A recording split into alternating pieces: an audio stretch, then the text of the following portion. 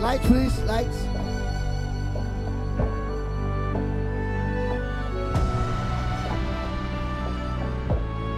Sigaw nyo sa mundo!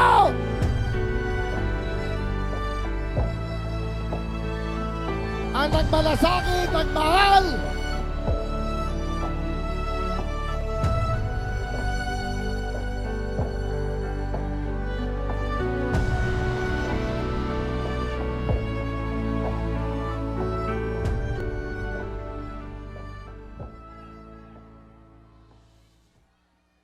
Kindly sit down. Relax lang po kayo.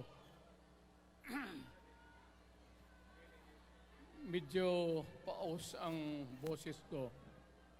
At pasensyahan ninyo ako. Maraming nasa utak ko. Papunta ako dito kung anong sasabihin ko. Puno kanina ang kaalaman ko. Ang problema, nung sumayaw yung magkakaroon dito,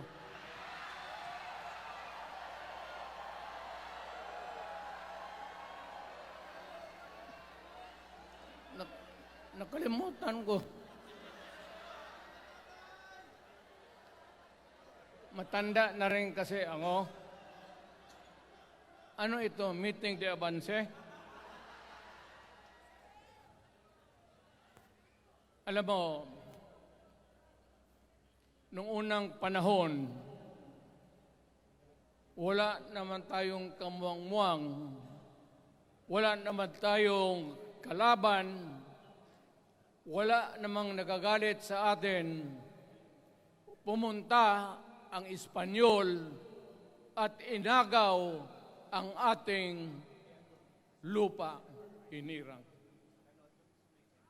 For 400 years, nagtiis ang Pilipino subjugated by foreigners.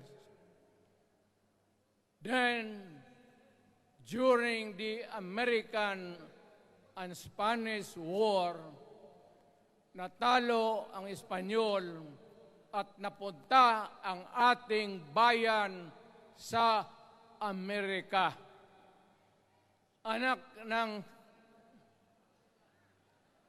grabe ang tiis ng Pilipino, yung mga lolo natin, kung gaano na lang sila pinahirapan.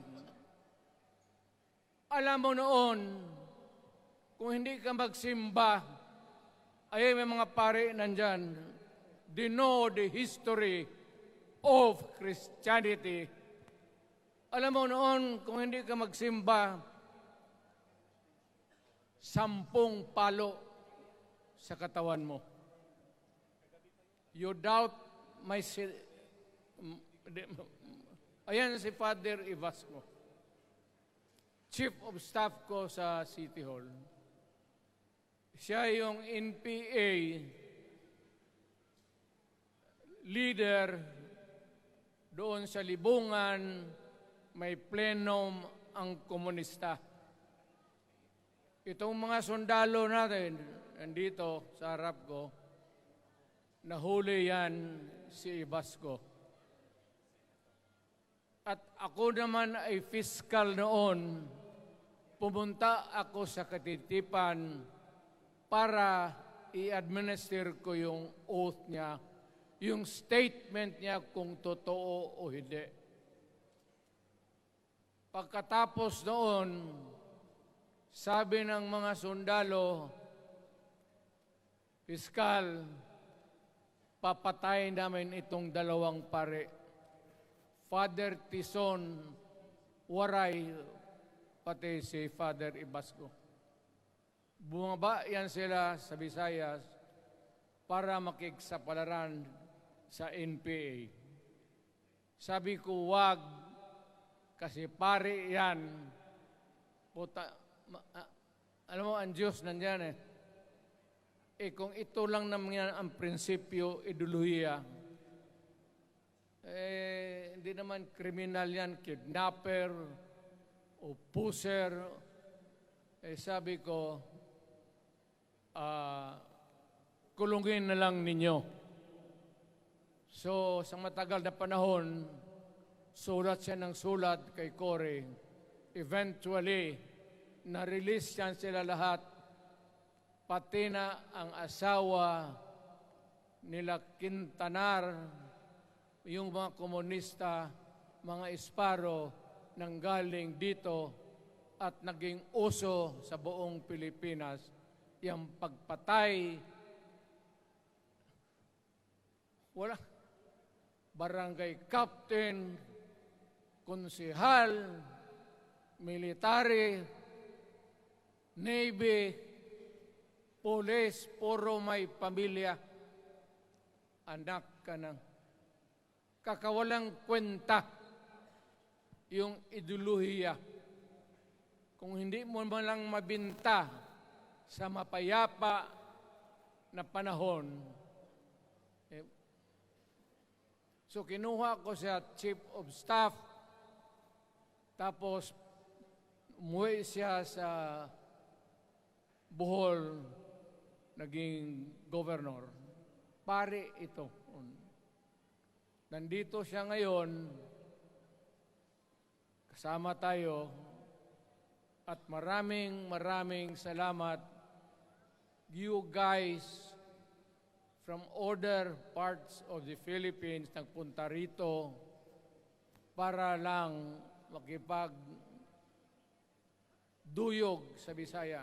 Sumama lang sa ating, kung sabay tunong sa Tagalog, yung ating, the purpose of why we are here.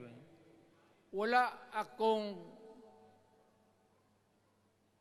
no longer in politics. I am not a candidate. Nahirapan nga ako mag-akyat ng hagdanan. I am 80 years old. Hindi, 79 lang, pero hindi binibilang yan eh. Sabi malas daw. Sabi ng asawa ko, 80 na ako. O, sige, 80 na. Pero nung lumabas itong People's Initiative, okay man yan. Abogado ako. There are 3 ways of amending the Constitution.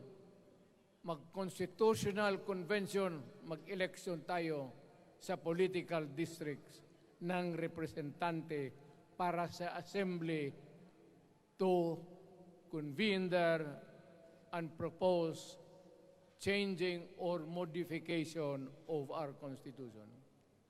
Itong People's Initiative, pati itong Congress, they would convert the Congress into a constituent body and propose the Constitution. Alin man dyan sa lahat, it will be submitted to the people for ratification. Ang problema dito, ako, Mr. President, Ma'am Lisa Araneta Marcos, hindi ninyo ako kalaban. Wala akong sinasabi ng masama. Hindi lang ako makakampanya noon. Alam mo, iniiwasan ko ito. Itong panahon na ito talaga ang iniwasan ko kasi mapipilitan ako ngayon magsalita laban ng mga tao sa gobyerno. Alam mo, Mr. President, hindi ako maghingi ng tawad. Kagawan mo yan eh. It is your responsibility sa sarili mo. What you do in this world binds you. Iyo yan. Huwag mong sisihin ang ibang tao kasi sarili mong utak at katawan yan. Nung ako'y mayor, pinakitaan ako ng evidence ng PDEA. doon sa listahan, nandoon yung pangalan mo. Ayaw kong sabihin yan kasi magkaibigan tayo. Kung hindi magkaibigan, magkakilala. Ikaw pumapasok kayo ng alanganin. Mr. President, baka susunod ka sa dinaanan ng tatay mo. Diyan ako takot. Ayaw ko mangyari sa iyo yan. Pabor lang, ako namang nagmamakaawa kasi it will divide the nation at madugo itong panahon na ito. Alam mo, Mr. President, sabihin ko maya sa tao kung ano ka. Noong unang panahon, hindi tayo puro Bisaya, nagkita-kita doon sa Luzon. There was a community of Filipinos. Galing Visayas, galing Ilonggo, galing Waray, galing Mindanao, galing Hulo, galing Lanao, Cebu, Samar, at Taas, Pampanga, Apare. Nagkita-kita yung mga minono natin. Kasi hinawakan tayo ng Espanyol, pati Amerikano. Nung dumating ang panahon na tayo'y nagkaharap na, sabi ng mga lolo natin, ano ang gawain natin sa bayan natin? Pwede ba tayong magbarangay-barangay lang o magkaisa tayo? Di na bale, iba-iba ang salita natin. It was agreed by the Filipinos then of all walks of life, Ma-Ilocano, Ma-Cebuano, mga taga Mindanao, they agreed to form a constitution. Alam mo, yung constitution parang bahayan sa tao. May poste. Sabi natin, magawa tayo ng magandang opisina where we can meet and talk about the destiny of this country. Doon, they agreed na may malaking bahay, may poste, mga malaking poste, at may mga muebles at kwarto, living rooms and all. Ang usapan na from time to time, lumalaki na ang bayan at magdagdag tayo ng mga opisina sa mga opisyal. Maganda yon, bahay yun. Mga sahig, nandyan lahat. Lamesa, desks, chairs and everything. Wala tayong pinag-usapan na sirain yung bahay na yun. It was intended for posterity at inabot sa atin yung konstitusyon na yan. Although it was amended and modified, but it is still the fundamental law since 1935 hanggang ngayon. At what keeps in Ilocano, Bisaya, Waray, Moro, bakit tayo nagkaisa? Magkaiba ang salita natin, ang pagkain, iba, ugali, iba. Bakit tayo andito ngayon? Dahil sa isang bahay. Yung bahay na yan, yung papel, the Constitution. Ngayon, ang Constitution is supposed to be a permanent thing. ang batas na binigay ng Constitution sa Congress, sa lawmakers, they can make laws every day, modify, change it if they want every week. Okay lang yan. Huwag ninyong pakialaman ang Constitution kasi yun ang bahay opisyal ng Pilipino. Anak ka ng, bakit pumasok sa utak ninyo yung People's Initiative? Anong nakain ninyo? There's nothing wrong with the Constitution right now. The environment in the Philippines seems to be positive, okay. Wala namang problema. Araw-araw, nakikita tayo. Punta Maynila, marami akong kaibigan, mga brad ko, mga classmate ko. Okay ang buhay natin. But suddenly, nandito yung People's Initiative. Alam mo, sa umpisa pa lang, nagdududa na ako. Bakit? People's Initiative manggaling sa tao.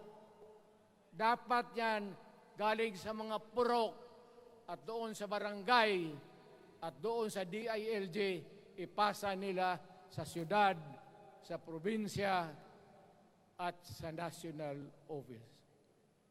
Dito mga congressman,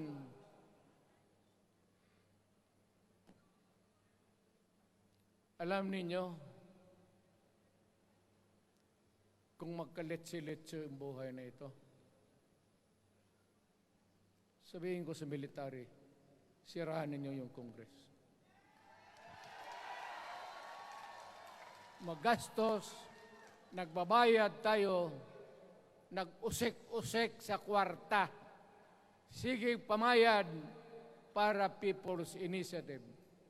So, what is the motivation? Galing ba sa puso ng tao yung pinipirma niya?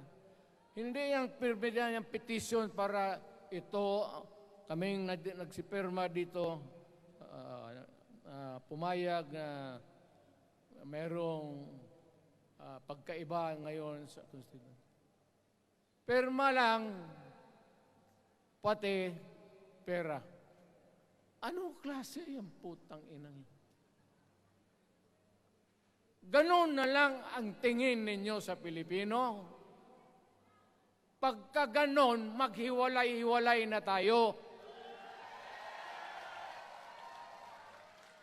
Kayong taga Luzon, pumunta na yan sa Mindanao, mag-declare na lang tayo ng independence separate. Bakit? Binababoy ninyo ang bayan natin. Ako naging presidente. Ako naging mayor. Ako naging congressman. Ang sinasabi ko sa inyo, putang ina.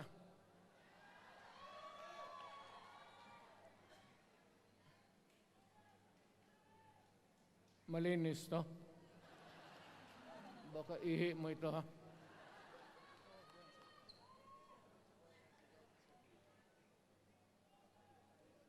Kakaubos talaga ng laway itong...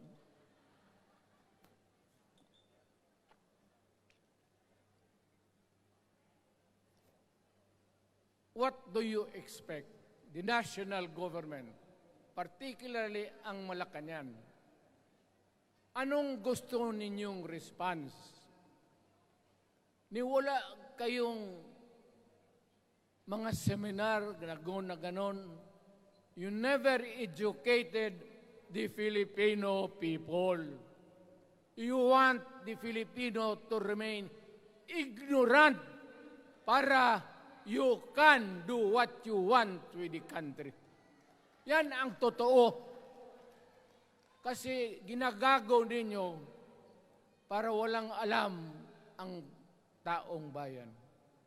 Well, kaming nakapag-aral at may alam kundi hindi katanggap-tanggap yung ginagawa ninyo. Sa umpisa pa lang, binibili na ninyo yung signature ng Pilipino. Yun ba ang People's Initiative? You know, national, provincial, city, munisipyo, then the barangay. Yan ang echelons ng power sa gobyerno. Hindi naman ninyo gigamit ang barangay at binigyan mo ng 20 milyones isa't isa sa kanilang mga congressman. At binibili ang Pilipino. Alam ninyo kung ano yan? Kaluluwa ang ninyo ang binibili ng taong bayan. Hindi ako papayag ng ganon. Nakapag-aral ako, hindi naman ako ignorante. Bakit ka mag-people's change? Ang problema ninyo, ganito. Hindi pa, pauna. Ang malas ng Pilipinas, every president, almost all, pag naupo na dyan sa Malacanang, walang ginagawa kung mag-isip ang mga putang ina kung paano pahabain ang termino nila. That's the problem. Bakit ganon kayo? Ang demokrasya may eleksyon. Para naman, tignan ninyo, Presidente Osmeña Bisaya. Ang napaalaala ko pa, Garcia Bisaya. Then Magsaysay Ilocano. Then si Quirino Ilocano. Ganon dapat. Ang election is a cleansing process. Gumagalaw yan. Huwag mong pigilan. Ngayon, kung ikaw nandyan, naupo ka, you stop the process of governance, hintuin mo, kasi pahabain mo ang termino, gusto mo.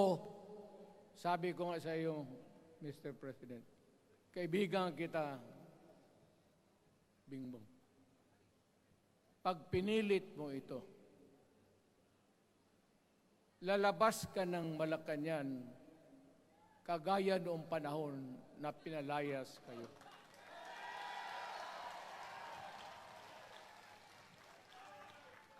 Alam ninyo, kung hindi na talaga ito mapigilan, nandyan ang military pati police, makinig kayo. Pag-aralan ninyo kung ano yung pinapakain nila sa taong bayan. At pagka nakita ninyo kung ano ang mali, you correct it. Nasa inyong kamay na yan. Ganito yung plano. Presidential, tapos parliament. Ang presidential, lahat kayo, ako, ikaw, lahat, hanggang doon, nagboboto, direct vote to elect a president. Itong parliament, prime minister lang ang magboto, yung mga assembly who are the congressmen now. Putang ina ninyo, wala akong tiwala sa inyo. Wala kayong prinsipyo, bukang pera kayo lahat. Yan ang totoo. Kaya gusto ko, pag nagka-letse-letse nga, pumasok ang military, palitan ninyo lahat. Arestuhin ninyo kasi nagsasayang ng pera at yung ginagastos nila is a fraud, swindling ang ginawa nila. You must account for the wasted money, for the money that you bought the signature of a Filipino. Bribery.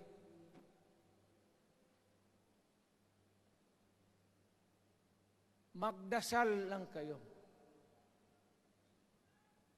if by the grace of God, mabalik ako,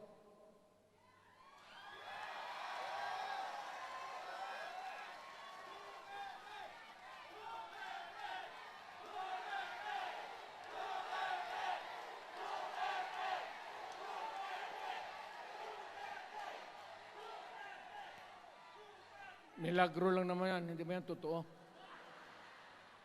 Utang ina kung mabalik ako, arestuhin ko kayo lahat for the swindling of the Filipino people. You committed fraud. Pinagsayangan ninyo ang pera namin. People's Initiative does not involve buying the vote or the signature of the Filipino. Talagang mga wala kayong prinsipyo, mga putang ina ninyo. Yun naman, baski ano ka, diyan katagal ako, yan o. Yung sa likod ko, umupo ako diyan. Vice Mayor ako.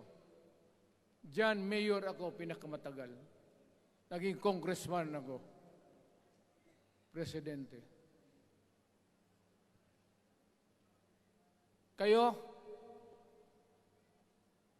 nagpasok sa Congress, eleksyon, nanalo, Seiko. So parang ganito, yung mga, para sa mga balaga, pati lalaki. Pasok niyan, Seiko. Paglabas niyan, pagkatapos, Rolex na. Pumunta ng Malacanang, nakatamaraw, paglabas niyan, nagka-Mercedes-Benz. Busog kayo lahat.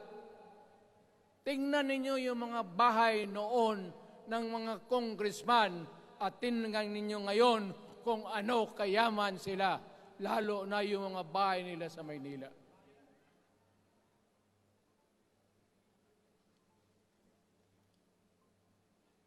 Wala kayong masabi sa akin. Alam mo bakit diretsahan ako magsalita? Ninipahat, wala ako. Paglabas ko sa Malacanang, lipad ako dito. Pumunta ako sa bahay ko para mag-retire. Ayaw ko sanang bumalik. Ayaw ko na. Matanda na ako.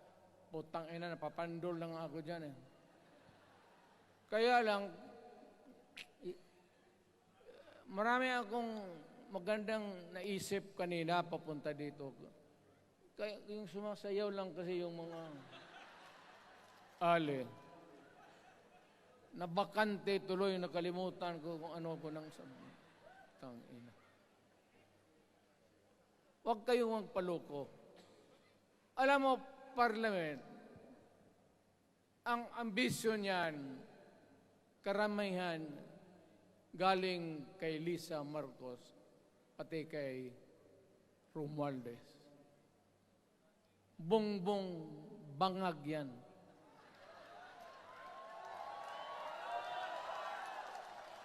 That's why sinasabi ko na sa inyo ngayon, si Bongbong Marcos bangag noon, ngayong presidente na, bangag natin ang presidente.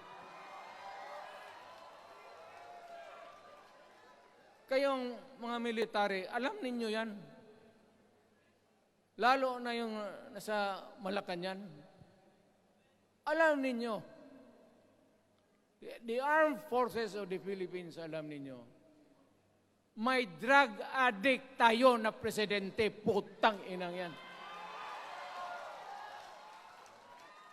Ayun ang, bakit ako nagkaroon ng kaso ng ICC? Sabi nila, pinapagpatay ko raw yung mga drug pusher at drug addict. Mabutit na lang,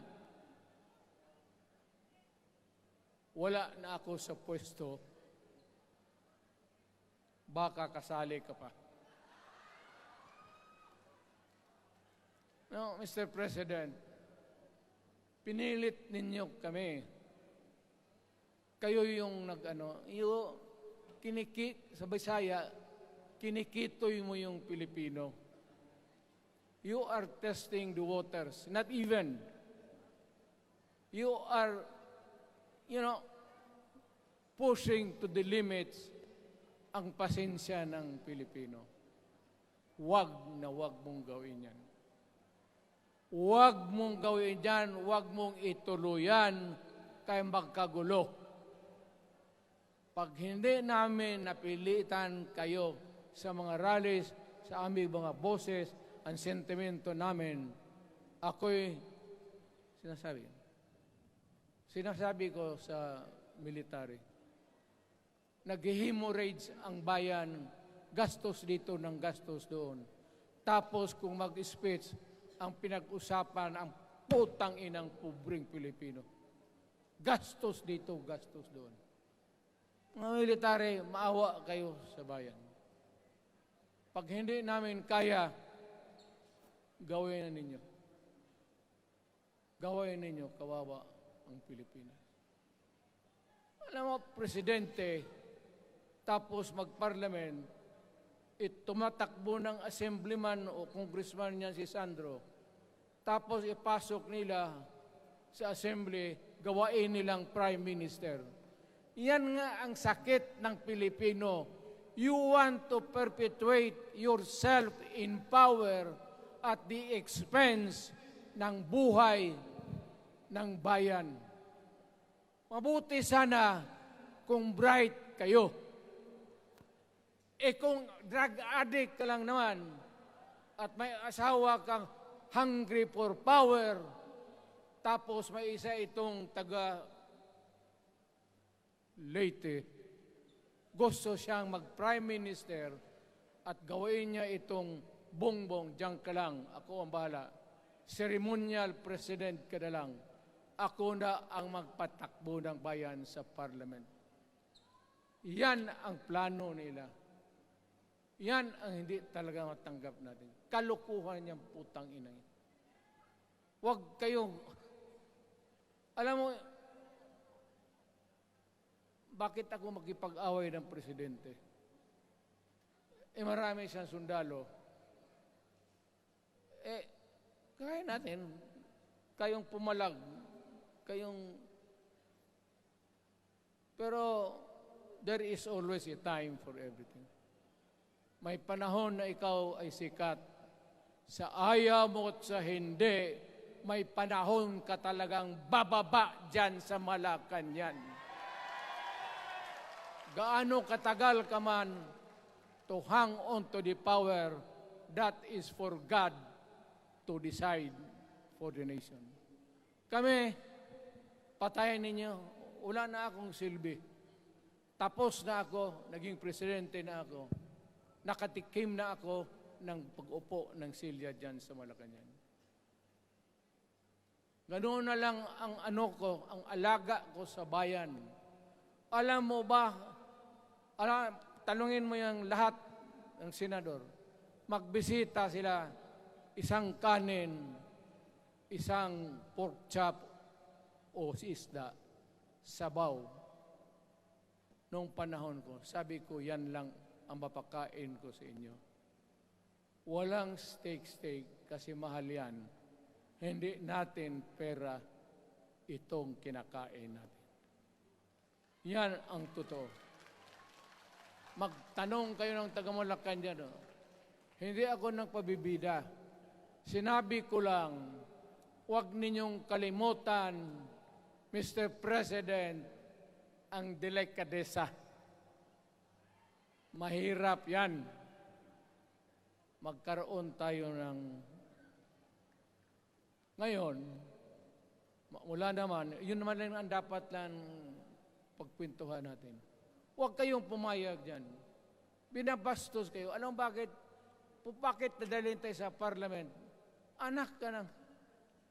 So pag doon, kontrolado na nila, pati yung anak na assured na maging... Yan nga ang mahirap eh.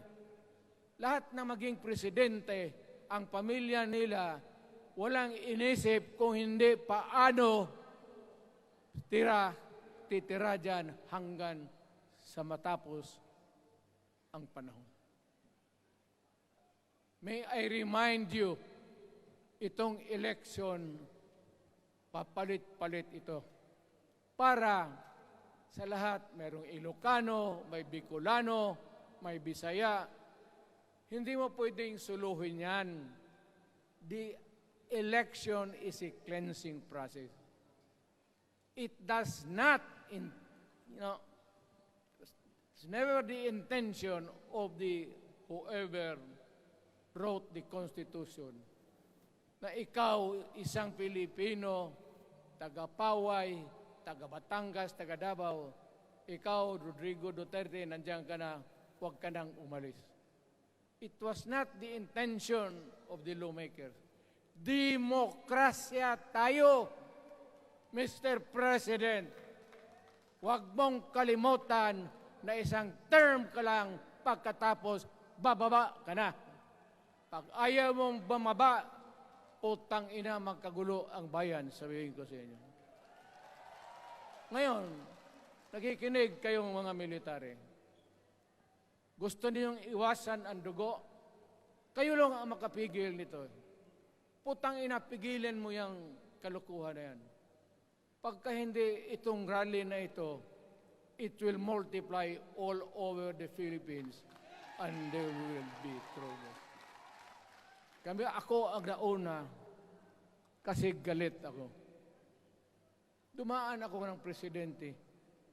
Not even for a minute did I think or was thinking of extending my term even for one day.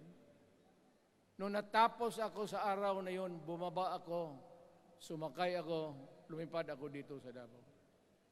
Ikaw, Mr. President, hintayin mo yung 6 year, kalimutan mo na yung kay Romualdez, kasi yan ang magpahamak sa iyo.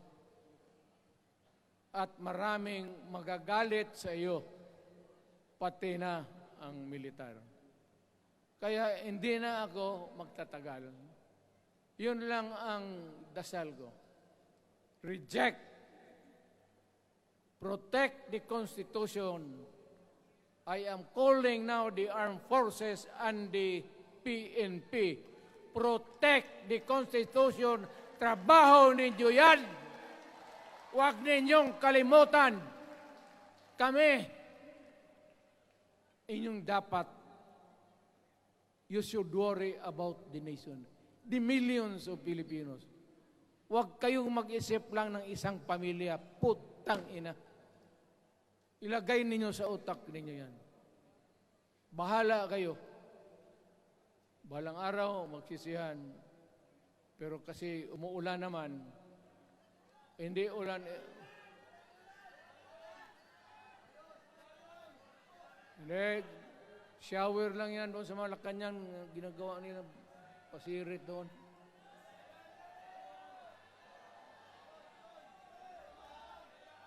Wala naman rin akong masabi. Kasi hindi man ito eleksyon. Nakafocus lang ako sa People's Initiative and the way that they are handling the process of the People's Initiative. Ang nangyayari ngayon, hindi yan People's Initiative, kung hindi buying the people for their signatures. Pag-umpisa pa lang, bayaran na. At maniwala ka ng Constitution, lalabas yan maganda. Kung pira-pirahin lang tayo. Balang araw, wala na ako sa buhay. Maybe 10 years, 5 years from now. You might want to change some provision. Yung sabi nila, the usual excuse is economic provisions lang ang aming pakialaman. Putang ina, huwag kayong maniwala dyan sa mga yawa na yan. Puro kasing sinungaling ang mga ulol. Alam mo, pag nagtawag ka ng Constitutional Convention through People's Initiative, or when you open the Constitution, hindi mo pwedeng limitahan ang powers na yan. It's unlimited. Kung ano ang gawain nila at kung ano ang utos ng may pera, kung bayaran sila, ipagbili talaga tayo. Ipauhanin na lang ako, nagkangi ako ng may mga congressman dito. Ito yung matitino. Nandito si Congressman Alvarez. Pumunta talaga siya. Hindi mo kasi niya ako hinayaya. Kapupunta sana ako ng Tagum. Para lang Ako galit talaga. Bakit po putang ina? Siga. Bakit? Bisaya pa makumutan ko na imong naong. Magharap ka sa akin, ganoon ko yung mukha mo. Bakit? Bakit bigyan mong problema ang Pilipino? Ano ang kasalanan ng Pilipino at gumagastos kayo, binibili milyon ng milyon, kayong mga congressman, putang ina, istapa yan. Swindling yan. Kaya sabi ko, by stroke of faith, nabalik ako dyan sa Malacanang. Kayong lahat, kagaya ng Marcelo, ng tatay mo, Bongbong, kayong lahat, congressman, nandoon kayo sa Krami. Ipasok kayo ng 2 taon para leksyon ninyo. Hindi ka maleksyon ng kalukuhan ninyo. Wala. Hindi pa nga naayos ang kati. Ano bang, what's wrong with the Constitution? Tell me. Kung hindi yung inyong ambisyon. The real purpose itong constitutional changes sa People's Initiative is really to perpetuate those who are in power. Yan na lang ang ganyan ninyo. Marami akong sabihin, maybe kung patayin nila ako, putukin yung eroplano, wala na tayong magawa. Ngayon, kung sino, alam mo na kung sino, yung sa Malacanang, yun ang aristuhin ninyo. Sila nag-umpisa ng kaguluhan ito. Ladies and gentlemen, I am very thankful na nandito kayo, mga Tagalog, Bisaya, at taga-Maynila. And I hope that we will continue to love our country.